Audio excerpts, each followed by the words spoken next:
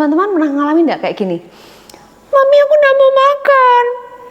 Dikit aja nak. Nggak mau. Dikit aja. Nggak mau mami, pokoknya aku nggak mau makan. Gimana ya? Pernah nggak ngalami anaknya GTM parah? Tonton ya video ini sampai habis.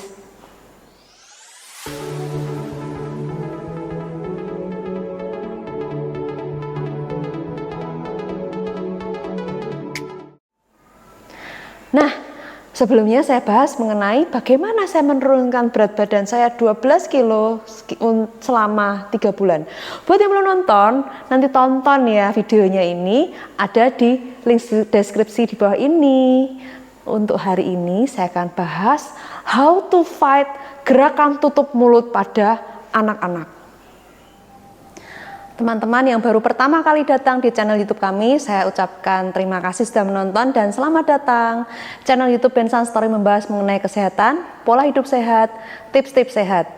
Dan buat Anda sekalian yang tertarik dengan tema-tema tentang kesehatan, boleh subscribe channel kami dan nyalakan tanda notifikasinya untuk mendapatkan update-update video dari kami.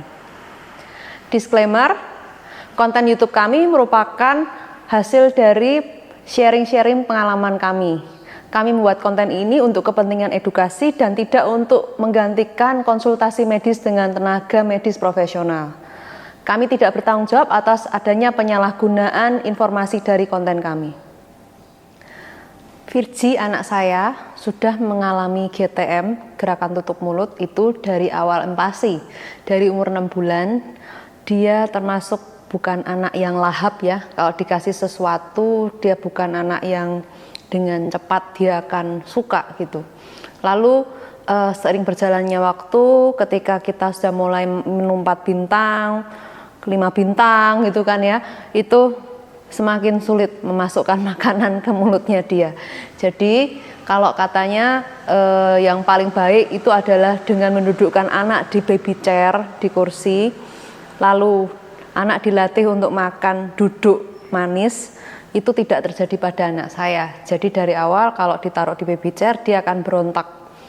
Lalu dikasih pegangan ya, pisang atau keju atau something yang dia pegang itu, finger food, dia juga tidak terlalu yang mau makan begitu. Lalu saya putar otak dong ya, karena ketika dia umurnya sudah hampir 1 tahun, itu berat badannya nggak catch up, lalu kemudian makannya juga rasanya begini ya, kalau kalian mengalami pagi mendulang katanya maksimal 15 menit, tapi 15 menit itu belum masuk apapun gitu kan. Kemudian saya lanjutkan sampai habis gitu, itu another 1 jam, 1,5 jam. Kemudian nanti makan siang kita seperti itu lagi, makan malam begitu lagi ya, kita kayak stres gitu setiap kali mau mendulang dia tuh kayak aduh ini bakal lama banget gitu kan. Lalu keluhan berikutnya adalah anak ini gampang sakit, maksudnya sedikit-sedikit saya ke dokter, sedikit-sedikit saya bingung, aduh ini kok kenapa begini, kenapa begitu. Lalu ada juga bentol-bentol putih di kulitnya, terutama di hidung, di muka, ada beberapa di badannya, beruntusan juga anaknya ini gitu. Dan kemudian ada beberapa kali dia sempat ada sembelit juga, jadi kayak pupnya tidak lancar, jadi dia nangis gitu kan, kayak kesakitan, kemudian baru dia keluar pupnya. Nah itu juga dia kesulitan juga di masalah itu. Lalu biasa saya konsultasi ya dan belajar mengenai bagaimana sih empati yang baik gitu. Tapi mostly informasi yang saya dapatkan adalah untuk memperbaiki GTM anak, bukan GTM, untuk menaikkan berat badan tepatnya dengan cepat itu, 1, nasinya harus tertutupi dengan dagingnya.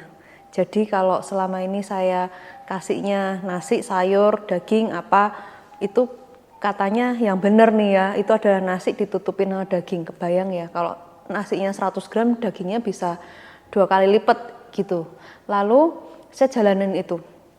Terus masaknya dengan disantan katanya begitu ya.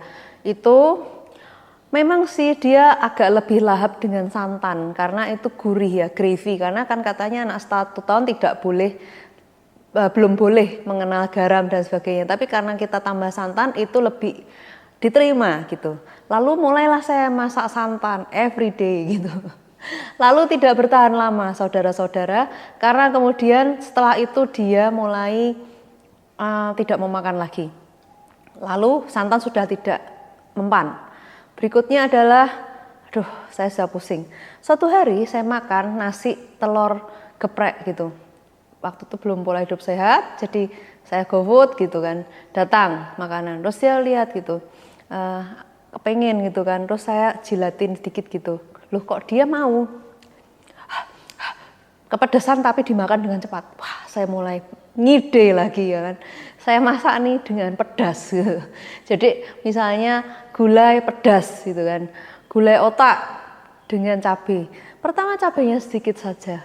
Terus dia makannya cepat sekali. Saya senang 15 menit gitu. Tapi ternyata itu nggak bertahan lama. Cuma saya wondering di dalam batin saya, apakah ini cara yang benar begitu. Dengan mencocoli anak kecil itu dengan cabai dengan tujuan bahwa biar makannya cepat gitu. Saya bingung waktu itu. Jadi akhirnya suatu hari saya dipertemukan dengan ilmu yang namanya naturopati. Naturopati itu beda dengan allopathic medicine. Allopati itu adalah ketika kita ada simptom selalu kita akan diberi suatu obat untuk meredakan ya. Maksudnya sakit kepala kita minum obat, kemudian pegel-pegel sakit kita minum obat. Jadi yang diobati itu. Tapi ini adalah kita mencari akar masalah dari sakitnya itu, pusingnya kenapa, mulesnya kenapa, lalu kita kembali ke makanan alami. Di naturopati itu prinsipnya adalah kita ingin mengembalikan kondisi kita yang terbaik ya, dengan makanan sehat, dengan pola hidup yang sehat, lalu dengan boleh juga ditambah suplementasi yang organik juga, maksudnya yang benar-benar dari tumbuhan yang cuma dikeringin ya kan. Jadi memang pilih-pilih juga suplemennya, nggak semua bisa kita terima.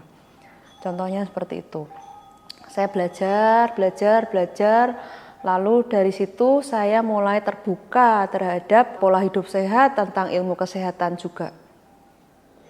Jadi teman-teman, ketika kita mengalami suatu masalah ya, kita ada dua pilihan. Ya udahlah ya, memang mungkin anaknya begitu bawaannya. Ya udahlah diterima, let it flow. Biarin aja, nanti kan suatu saat dia akan doyan-doyan sendiri dengan makan gitu. Kita pasrah dan ya udah sebisa mungkin. Tapi yang kedua adalah kita bisa mencari informasi, kita belajar, kita mengedukasi diri sendiri, kita mengubah pola hidup kita untuk menjadi lebih baik. Pilihan ada di tangan Anda sekalian. Jadi di video berikutnya saya akan membahas mengenai apa yang saya lakukan untuk menghadapi masalah GTM ini. Tonton terus ya video berikutnya ya teman-teman ya. Semoga konten ini bermanfaat buat Anda sekalian yang baru pertama kali datang ke channel YouTube kami. Kami ucapkan selamat datang. Channel YouTube Ben Sanstory membahas mengenai kesehatan, pola hidup sehat, tips-tips sehat. Buat Anda sekalian yang tertarik dengan tema-tema kesehatan, boleh subscribe channel kami, nyalakan tanda notifikasinya untuk mendapatkan update-update video dari kami. Saya Santi dari Ben Sanstory, terima kasih dan sampai jumpa.